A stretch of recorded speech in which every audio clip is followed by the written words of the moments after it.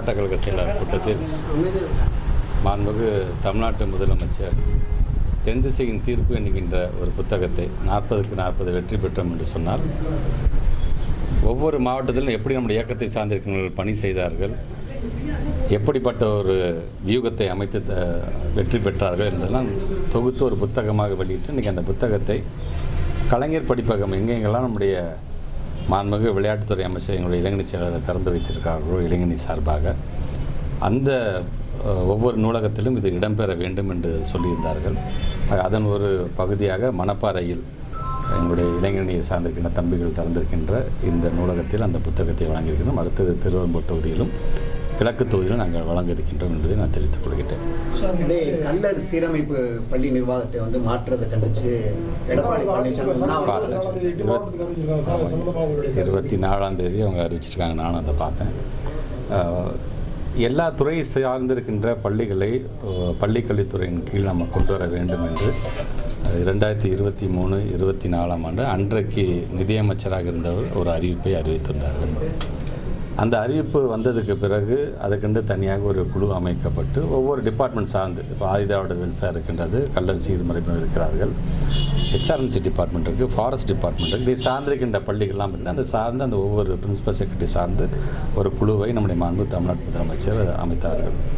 அது மட்டும் இல்லாமல் இந்த அறிவிப்பு வந்ததுக்கு பிறகு சட்டமன்ற கூட்டத்தொடரிலே ஒவ்வொரு துறையை சார்ந்திருக்கின்ற அமைச்சர், அதை குறிப்பாக பிசி வெல்ஃபேர் சார்ந்திருக்கின்ற அமைச்சர்கள், ஹெச்ஆர்என்சி, ஃபாரஸ்ட் சார்ந்திருக்கின்ற ஆதிதிராவிடர் அதை சார்ந்திருக்கின்ற அமைச்சர்கள்லாம் அவர்களும் ஒவ்வொரு கருத்துக்களையும் என்னிடம் வழங்கினார்கள். இதில் எப்படி எது சாத்தியப்படும், எது சாத்தியப்படாது, what are the plus and minus என்று அதெல்லாம் சொன்னாங்க. இதெல்லாம் ஒரு புறம் இருக்க அந்த ரிப்போர்ட் நம்ம எடுத்துகிட்டு இருக்கோம். இப்போ நம்ம அதில் இன்னும் நம்ம எந்த காலம் எடுக்கல, இப்போ நம்ம எந்த ஒரு முடிவும் அதை சார்ந்து எடுக்கவில்லை. உங்களுக்கே தெரியும், இப்போ அந்த அறிவிப்பாக இருக்கின்றது. இன்னும் நாம் ஸ்டேட்டஸ் கோ மெயின்டைன் பண்ணிட்டு கொண்டு தான் இருக்கின்றோம். நாங்கள் இது இப்போ சார்ந்து பல அமைப்புகளும் என்னை சார்ந்து அவர்களுடைய கருத்துக்களை தெரிவித்திருக்கிறார்கள். இதில் ஏன் இது வர வேண்டும், ஏன் இது வரக்கூடாது என்கின்ற கருத்துக்களையும் தெரிவித்திருக்கிறார்கள். இதை தொகுத்து நம்முடைய மாண்புமிகு தமிழ்நாட்டு முதலமைச்சருடைய அலுவலகத்தில் நாம் கொடுத்துருக்கோம். இது ஃபைனலாக நம்முடைய மாண்புமிகு தமிழ்நாட்டு முதலமைச்சர் இது சார்ந்து நல்ல முடிவுகளை எடுப்பார்கள்.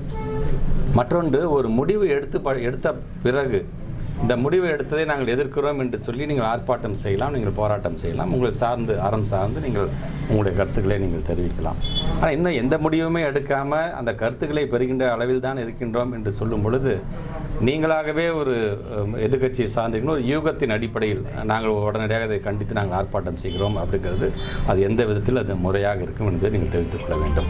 அதே போன்று இந்த நேரத்தில் நம்முடைய மாண்புமிகு எதிர்கட்சி தலைவர் அவர்கள் வைக்கின்ற வேண்டுகோள் என்பது, கல்வியை வைத்து நீங்கள் கருத்துக்களை சொல்லுங்கள், ஆனால் கல்வியை வைத்து தயவு செய்து நீங்கள் அரசியல் செய்யாதீர்கள் என்பதை நான் கேட்டுக்கொள்கின்றேன்.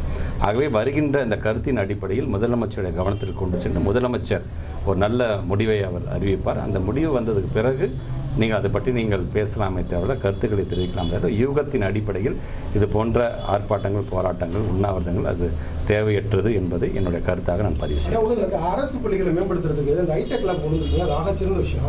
பட் அதுக்கு தனி ஆசிரியர்களை நியமிக்கிறது ஏதாவது முயற்சி பண்ணியிருக்கோமா? இப்போ ஏற்கனவே அந்தந்த லேப் அசிஸ்டன்ஸ் நம்ம தனியாக ஒவ்வொரு இடத்துல நமக்கு நானும் ஒவ்வொரு தொகுதியாக நானும் சென்று கொண்டிருக்கேன். குறிப்பாக நீங்கள் சொல்கிற மாதிரி இந்த ஹைடெக் லேப்பை பார்ப்பது என்னுடைய வழக்கம். ஏன்னா அது எப்படி அது மெயின்டைன் பண்ணுறாங்க, நீங்கள் ப்ராப்பராக மெயின்டைன் பண்ண கூட அது ஒர்க் ஆகாமல் போயிடுறதில்ல.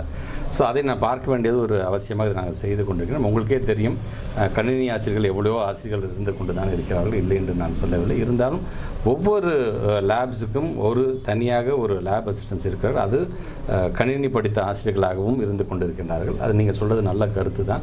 கண்டிப்பாக ஒவ்வொரு லேபுக்கும் அது மாதிரியான ஒரு தேவை என்பதை நானும் அதை உறுதி செய்கிறேன். கல்லர் அமைப்புகள்லாம் அவருக்கு எடப்பாடி பழனிசாமி தென் மாவட்டத்தில் எதிர்த்து தெரிவிச்சிருக்காங்க. எடப்பாடி பழனிசாமிக்கு கல்லர் அமைப்பு மேல ஒரு திடீர் பாசமாக எடுத்துக்கலாம். இல்லை, நான் அதான் சொல்லுவேன், கல்வியை வைத்துக்கொண்டு நீங்கள் அரசியல் செய்யாதீர்கள் என்று தான் நான் சொல்லியிருக்கேன். நாங்கள் இப்போ உங்களுக்கே தெரியும், இப்போ நாம் ஒரு 3 ஆண்டுகள் ஆட்சி கடந்த பிறகு நம்ம எவ்வளவு சீரமைப்புகளை நாம் கொண்டு வந்திருக்கோம் கல்வி சார்ந்து. ஏன் இன்றைக்கு கூட ஒன்றிய அரசு நமக்கு தர வேண்டிய பணத்தை கூட கொடுக்காம இருக்காங்க. கிட்டத்தட்ட 2151 கோடி நமக்கு வர வேண்டும். நேரடியாக மாண்பு தமிழ்நாட்டு முதலமைச்சர் டெல்லிக்கு அமைத்து அதை சொல்லும்போது நீ புதிய கல்விக் கொள்கையை நீ ஒத்துக்க, அப்போ தான் நான் தருவேன்னு சொல்கிறாங்க. அதற்கு எங்கள் கூட சேர்ந்து ஒரு குரல் கொடுக்கலாமே நம்முடைய மாண்பு எதிர்க்கட்சி தலைவர், அதெல்லாம் விட்டுட்டாரு. ஆனால் இது நான் எந்த முடிவையுமே எடுக்காத ஒரு இதுக்கு நாங்கள் உடனடியாக ஆர்ப்பாட்டம் செய்கிறோம் என்று சொல்லும் பொழுது 2026 தேர்தலை மனசில் வச்சுக்கிட்டு அவர் இப்போவே அதில் அரசியல் செய்ய தான் நினைக்கிறார். அவரிடம் பணிவன்போடு கேட்டுக்கொள்கிறேன், இந்த ஆர்ப்பாட்டம் போராட்ட தயவுசெய்து நீங்கள் கைவிடுங்கள்.